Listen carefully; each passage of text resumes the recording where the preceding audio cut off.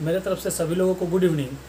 चलिए फटाफट इस वीडियो के साथ सभी लोग जुड़ जाएं ताकि मैं इस वीडियो को जल्दी से शुरू कर सकूं। इसके पहले मैं आप लोगों को बताना चाहूँगा कि जो भी भाई बंधु हमारे वीडियो के साथ जुड़े हैं वो इस वीडियो को जम के लाइक करें, सब्सक्राइब करें, कमेंट भी करें, शेयर भी करें और अपने जितने भी सर्किल के भाई बंधु हैं सभी लोगों को इस वीडियो के साथ जोड़ने की कोशिश करें, ठीक है। चलिए तो आज का टॉपिक हम लोग अकबर पढ़ रहे थे और अकबर के आगे हम लोग चलेंगे, ठीक है। क्या पढ़ रहे थे हम लोग? अकबर, ठीक है। तो आप लोग इसका पार्ट 1 देख चुके होंगे कि जहाँ तक मैंने पढ़ा दिया था कि अकबर का जन्म कौन है, पिताजी कौन है, माता कौन है, उनका लालन पालन किसने किया, वो शुरुआती दौर में कौन कौन सा युद्ध लड़ा था, राजाभिषेक होने के बाद उसने कौन सा युद्ध लड़ा और कैसे कैसे मतलब कि उसका मतलब कि राजाभिषेक हुआ, कैसे राजा बना, उसका अंगरक्षक कौन था, कैसे मतलब कि बैरन खान से उसका युद्ध हुआ, ठीक है। अंगरक्षक जो बैरन खान था उसी से उसका युद्ध हो गया, ठीक है। और फिर बैरन खान की मृत्यु हो गई और उसके बाद 2 साल वो अपने धाय माँ जो कि महामानघा थी उसके रहा, उसके वो 2 साल को क्या क्या कहा गया ये सब मैंने आपको बता दिया था। अब आगे हम लोग बढ़ते हैं। ऐसा सवाल भी आपको एक बार पीसीएस में पूछा था कि अकबर के गुरु का क्या नाम था, तो ये भी आप कहानी सुन ले कि इसके गुरु का क्या नाम था। तो इसका गुरु अब्दुल लतीफ़,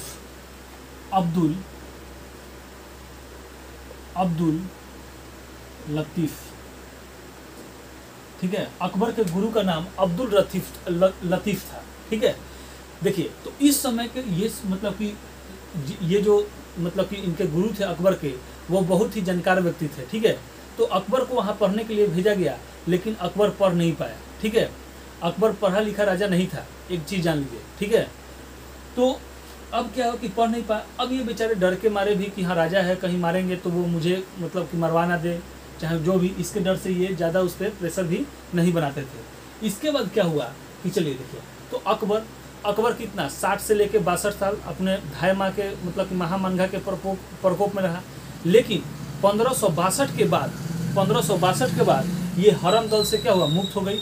मैंने आपको बता दिया था क्योंकि 1562 में, यहाँ देखिए 1562 में, ठीक है, इसकी शादी किससे हो गई? तो इसकी शादी आपको जोधाबाई से हो गई। शादी जोधाबाई, ठीक है। जोधाबाई से 1562 में शादी हो गई। इसी के कहने पे देखिए यह क्या करती थी, तो अकबर क्या था कि पढ़ा लिखा तो इंसान था नहीं, लेकिन जोधाबाई जो थी वो पढ़ी लिखी थी और जानकार भी थी और मतलब कि बहुत तेज तराक भी थी, ठीक है। तो इसने क्या किया कि अकबर को अब ये सलाह देने लगी, ठीक है, सलाह देने लगी। तो 1562 में ही जोधाबाई के कहने पर इसने क्या किया कि दास प्रथा को अंत कर दिया, ठीक है। यहाँ से क्या करें कि 1562 में दास प्रथा का अंत कर दिया। इसके बाद 1563 में तीर्थ यात्रा कर को माफ कर दिया। 1563 में तीर्थ यात्रा कर माफ कर दिया, ठीक है, तीर्थ यात्रा कर माफ कर दिया। इसके बाद 64 में इसने जजिया कर को भी क्या कर दिया, अंत कर दिया, ठीक है। 1564 में जजिया कर का अंत, जजिया कर का क्या कर दिया, अंत कर दिया, ठीक है। इसके बाद इसने 1571 में अकबर ने फतेहपुर सिकरी शहर स्थापित की। कब? 1571 में। 1571 में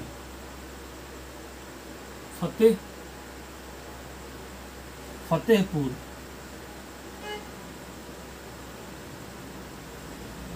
सिकरी शहर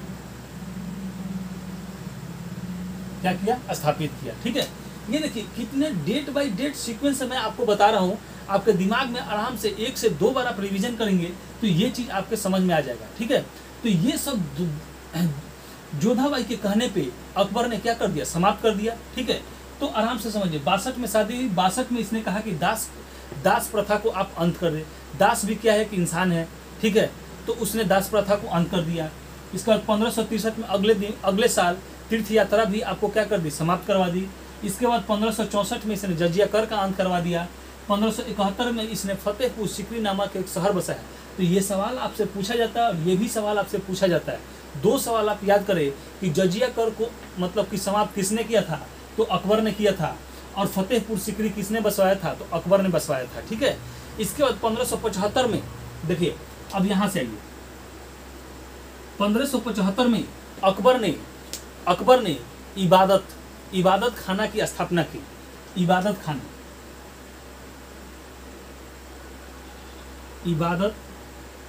खाना, ठीक है, इबादत खाना की स्थापना की। इबादत खाना की स्थापना की। अब आप इबादत खाना के बारे में आप समझ ले, ठीक है। और ये स्थापना कहाँ किया था, तो फतेहपुर सिकरी शहर में ही किया था। ठीक है। अगर आपसे पूछे कि इबादत खाना की स्थापना अकबर ने कहाँ किया था, तो फतेहपुर सिकरी किया था। ठीक है। तो फतेहपुर सिकरी में अब जो इबादत खाना था, इसमें इसको मतलब कि जोधाबाई के कहने पर अकबर ने इसलिए स्थापित किया क्योंकि वह चाहता था कि मतलब कि सभी धर्मों के जो गुरु थे उनको क्या करता था कि बृहस्पतिवार को दिन, किस दिन, तो सभी धर्मों की, ठीक है, सभी धर्मों के गुरु को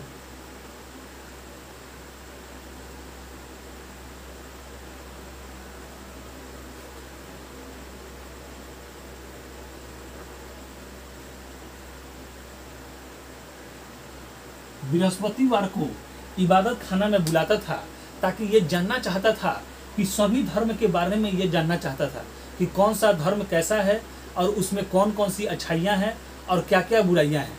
इसलिए इसने इबादत खाना की स्थापना की। सभी धर्मों के गुरु को उसने बृहस्पतिवार को इसमें आने का अनिवार्य कर दिया। ठीक है। जिस तरीके से आज क्या है कि संडे को स्कूल या सरकारी जो भी संस्था होती है वो क्या होता है, छुट्टी में रहता है। इसी तरीके से इसने नेसेसरी कर दिया कि बृहस्पतिवार को सभी धर्मों के गुरु को आना जरूरी है। ठीक है।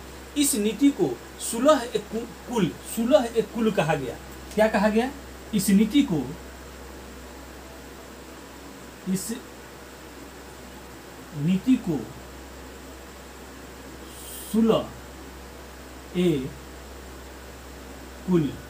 सुलह एक कुल कहा गया। क्या कहा गया?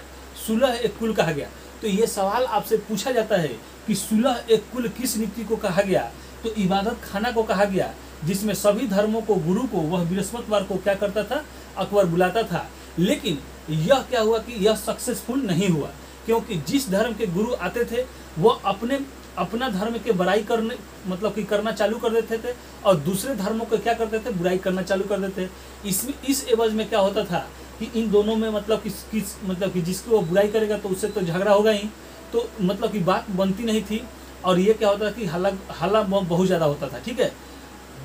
अब क्या करता था कि अकबर उस हल्ला को शांत करने या मतलब कि उसमें हस्तक्षेप करता था, तो ये जो धर्म गुरु थे वो उसका बात भी नहीं मानते थे। ठीक है। वो मतलब कि बात नहीं मानते थे। तब जाके अकबर ने क्या किया कि 1578 में सभी धर्मों को मतलब कि इसमें तो प्रवेश कर दिया, लेकिन अमीर उल मोमिनी, ठीक है, की उपाधि धारण की। यहाँ से देखिए एक उपाधि यहाँ से इसने धारण भी किया था। तब अकबर देखिए अब क्या हुआ कि अब तो इसकी बात कोई मानता नहीं था, बोलता था कि ये धर्म की बात है, आप राजा हैं, आप इसमें कुछ ना बोले। ठीक है। तो इसने क्या किया कि अमीर उल मोमिनी, ठीक है, अमीर ए मोमनी की उपाधि इसने क्या किया, धारण किया था। ठीक है। उपाधि धारण किया था,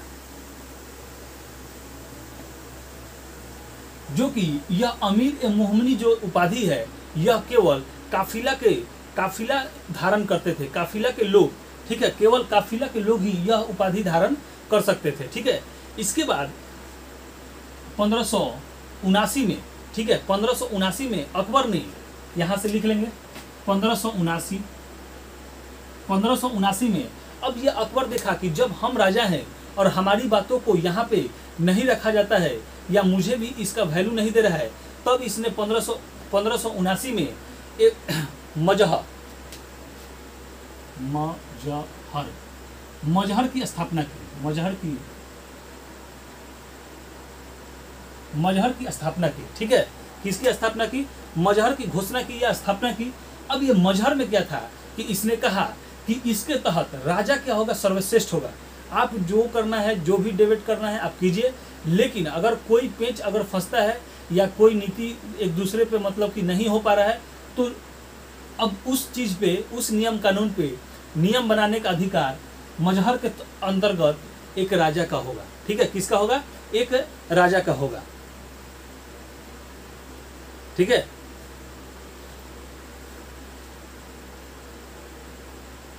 ठीक है, लेकिन अकबर ने क्या किया कि मजहर में कुरान को अलग रखा, मतलब कि कुरान के नीतियों को इससे अलग रखा था, ठीक है। तो ये आप जान लेंगे। अब 1582 में देखें, ठीक है, 1582, ठीक है। अब 1582 में अकबर दीन-ए-इलाही, ठीक है, दीन-ए-इलाही नामक एक नया धर्म का स्थापना किया। दीन-ए-इलाही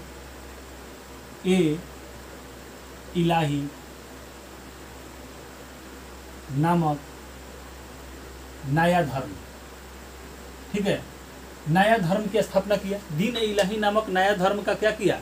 स्थापना किया। लेकिन अब इसमें क्या हुआ कि दीन-ए-इलाही नामक नया मतलब कि धर्म स्थापित करने के बाद अकबर ने किसी पे ज़्यादा प्रेशर नहीं दिया, ठीक है, कि आप इस धर्म को मानिए। उसने कहा कि जिसको मानना है वो माने, जिसको नहीं मानना है नहीं माने, जो जिस धर्म को मान रहा है वो अपने धर्म को माने, ठीक है। तो किसी को इसने बाधित नहीं किया था कि इस धर्म को आपको मानना ही है। लोगों की इच्छा पे ये डिपेंड हो गया था कि आपको मानना है कि नहीं मानना है, ठीक है। अब दीन-ए-इलाही धर्म का जो अगर मतलब कि अगर कहे आपसे, ठीक है, कि प्रथम पुरोहित कौन था, ठीक है, दीन-ए-इलाही का अगर प्रथम पुरोहित या पंडित जो भी कहें तो वह आपका कौन था? तो अबुल फजल था। अबुल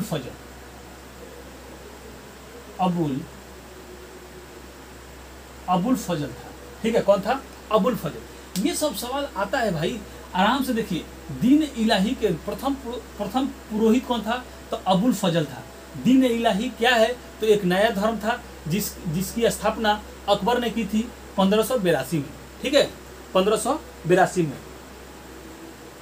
अब ये पूछता है कि दीन-ए-इलाही को मानने वाला प्रथम हिंदू कौन था? तो आपका प्रथम हिंदू था महेश दास, यानी कि बीरबल, ठीक है। यहां से देख ले, प्रथम हिंदू मानने वाला कौन था? तो महेश दास, ठीक है। और महेश दास कौन थे? तो बीरबल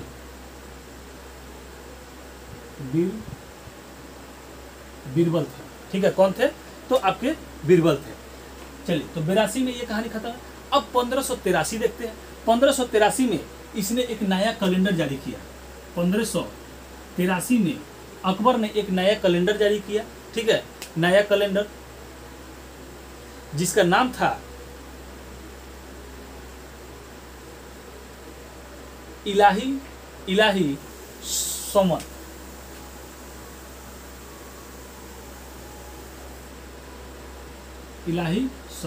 ठीक है।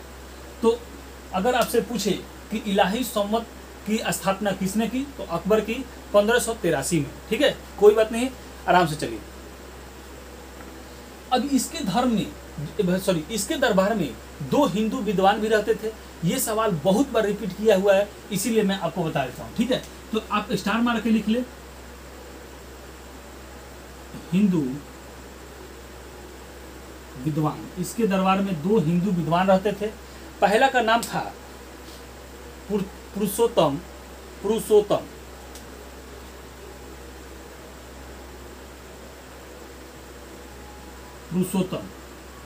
और दूसरे का नाम था कुम्भम दास।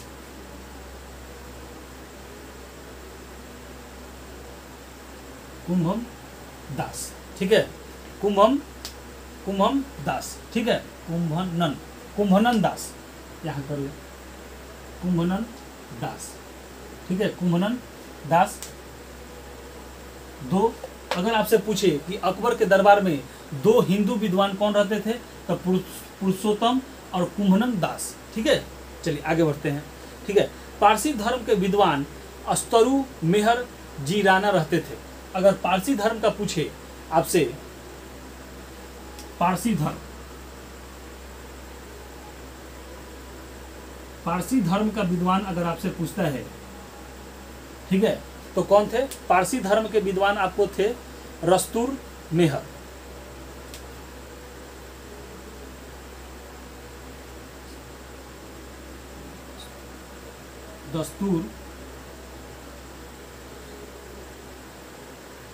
दस्तूर मेहर जी राणा,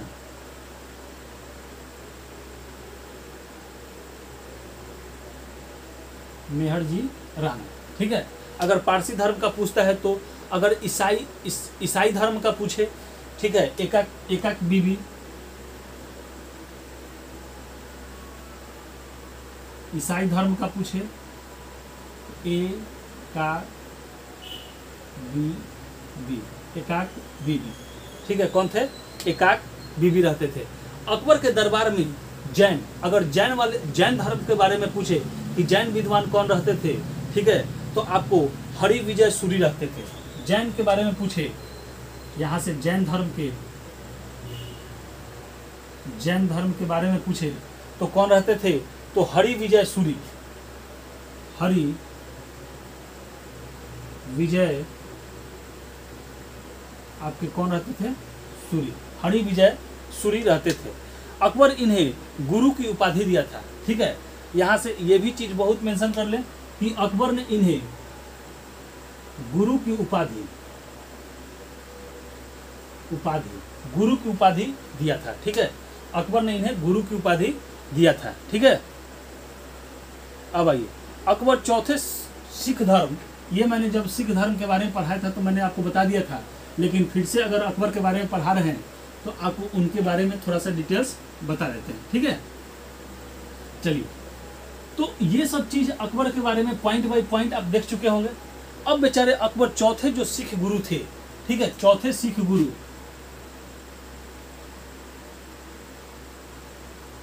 चौथे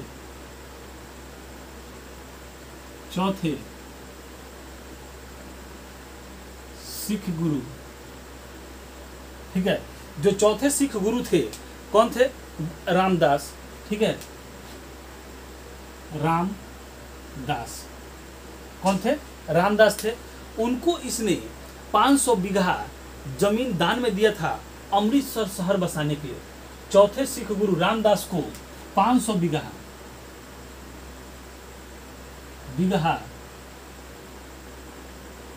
जमीन दान में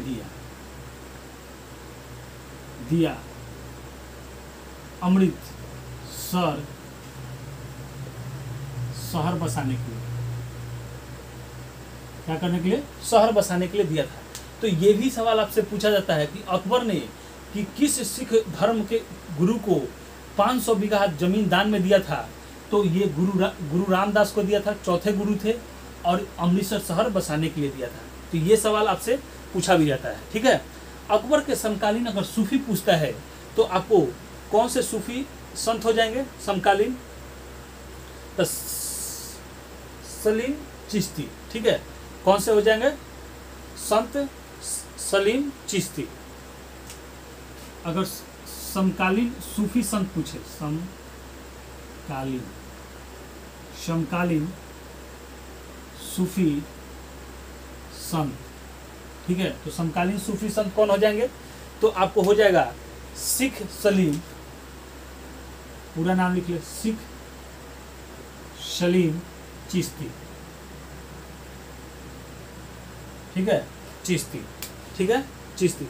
अकबर इसमें इन्हें सर्वश्रेष्ठ प्रभावित, अकबर जो था, आपसे पूछा जाता है कि अकबर किससे मतलब कि सर्वाधिक प्रभावित था, तो ये सलीम चिश्ती से सर्वाधिक प्रभावित था, जिसके कारण इसने अपने पुत्र का नाम सलीम रख दिया। ठीक है, क्या रख दिया? सलीम रख दिया। अपने बेटे का नाम सलीम रख दिया, जो आगे चढ़कर क्या हो गया? जहांगीर के नाम से मतलब कि जाना जाता है। ठीक है, तो इसके बेटे का नाम क्या था? अकबर के बेटे का नाम क्या था? जहांगीर। तो ये किससे प्रभावित होकर अकबर ने अपने बेटे का नाम रखा था? तो सलीम चिश्ती। ठीक है, सलीम चिश्ती। तो सर्वाधिक इस मतलब यहाँ से ऐसे कर लेंगे कि अकबर इससे सर्वाधिक प्रभावित था। ठीक है, जिसके कारण इसने अपने बेटे का नाम सलीम रख दिया। ठीक है, चलिए इसके बाद आइए, सलीम चिश्ती का मकबरा कहाँ है? तो फतेहपुर सिकरी में है। ठीक है, अगर सलीम चिश्ती का मकबरा पूछे, मकबरा कहाँ है? मकबरा तो यहाँ अकबर ने किस शहर को बसाया था? तो अकबर ने फतेहपुर सिकरी को बसाया था। तो इसका मकबरा कहाँ है? फतेहपुर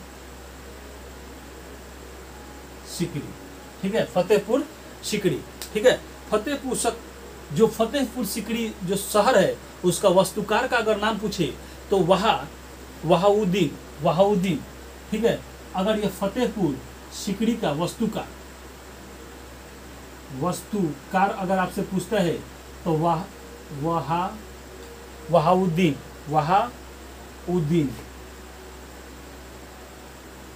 वहाउद्दीन था। ठीक है, तो ये सब जानकारी मैंने आपको बता दिया। अब हम लोग कुछ इसके बारे में जानना चाहते हैं कि मुद्रा प्रणाली इसकी क्या थी। ठीक है, तो यहाँ से टॉपिक डाल लेंगे। ठीक है, इसका मुद्रा प्रणाली। ठीक है, मुद्रा प्रणाली देख लेंगे। ठीक है, तो मुद्रा प्रणाली में अकबर ने राम सीता प्रकार की एक सिक्का चलाया था। ठीक है, तो पूछा जाता है ये सवाल। ठीक है, राम सीता नामक सिक्का चला। ठीक है, अकबर ने राम सीता नामक क्या किया? एक सिक्का चलाया था। अकबर ने रुपया और तथा दाम सिक्के को भी मतलब चलाया था। ठीक है, रुपया एवं दाम सिक्का चलाया था। ठीक है, नामक सिक्का जारी किया था। एक देखिए, ये सबसे ज्यादा प्रभावित किससे था? तो ये शेरशाह सूरी से। तो शेरशाह सूरी में भी हमने रुपया और दाम देखा था। असरफी को इसने नहीं चलाया था, क्योंकि असरफी उस समय सोने की सिक्के को असरफी कहते थे, और चांदी के सिक्के को रुपया, और तांबे के सिक्के को क्या कहते थे? दाम कहते थे। ठीक है, तो जब शेरशाह सूरी अगर हम लोग पढ़ रहे थे तो वहाँ पे 1 रुपया बराबर 64 दाम हुआ करता था। लेकिन इसने अकबर ने इसका रेशियो क्या किया? घटा दिया। ठीक है, कि 1 रुपया बराबर 40 दाम कर दिया। याद रखिएगा, शेरशाह सूरी का समय कितना था? तो 1.64, लेकिन अकबर का समय कितना हो गया? तो 1.40 हो गया। ठीक है,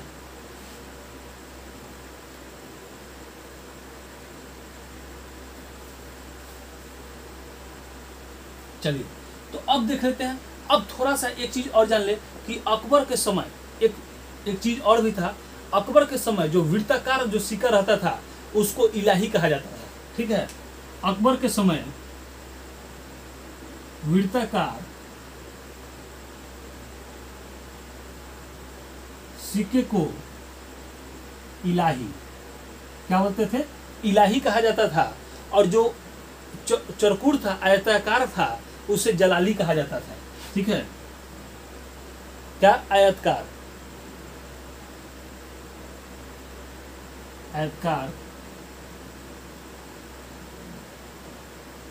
सिक्के को जलाली क्या कहते थे? जलाली कहते थे। और इसमें भी एक इलाही बराबर 10 रुपया कर दिया था। ठीक है, मतलब कि एक इलाही बराबर 10 रुपया। ठीक है, तो यहाँ से आराम से रेशियो समझ। ये सवाल पूछा जाता है कि एक इलाही बराबर 10 रुपया किसके शासनकाल में चलता था? तो अकबर के शासनकाल में चलता था। लेकिन जैसे इस प्रकार का सवाल आता है, लड़के रीजनिंग वाला दिमाग अप्लाई करने लगते हैं। ठीक है, तो शेरशाह सूरी के समय 1 रुपया बराबर 64 सिक्का, अकबर के समय 1 रुपया बराबर 40 रुपया होता था, और 1 इलाही बराबर 10 रुपया होता था। ये कहानी आप समझ लो। अकबर के समय गोल सिक्के को क्या कहते थे, तो इलाही, और चौखुट सिक्के को, आयतकार सिक्के को क्या कहते थे, तो जलाली कहते थे। ठीक है, तो अब हम लोग शेर अकबर के बारे में ये सब जानकारी देख लिया। अब अगले टॉपिक में अकबर के बारे में हम और देखेंगे। ठीक है, अब ये चीज़ जो भी है आपको अपने मतलब कि नोट्स में उतार लेना है, बना लेना है, अपने लैंग्वेज में लिख लेना है। आपको ये वीडियो कैसा लगा ये भी आपको कमेंट बॉक्स में लिख के बताना है। ठीक है, तो चलिए, हमारे वीडियो के साथ जो भी भाई बंधु जुड़े हैं वो इस वीडियो को जम के लाइक करें, सब्सक्राइब भी करें, कमेंट भी करें, शेयर भी करें। ठीक है, और अपने सर्किल के जो भी भाई बंधु दोस्त महिम है सभी लोगों को इस वीडियो के साथ जोड़ें। ठीक है, चलिए, तो हमारे साथ जुड़ने के लिए आप लोगों को बहुत बहुत धन्यवाद।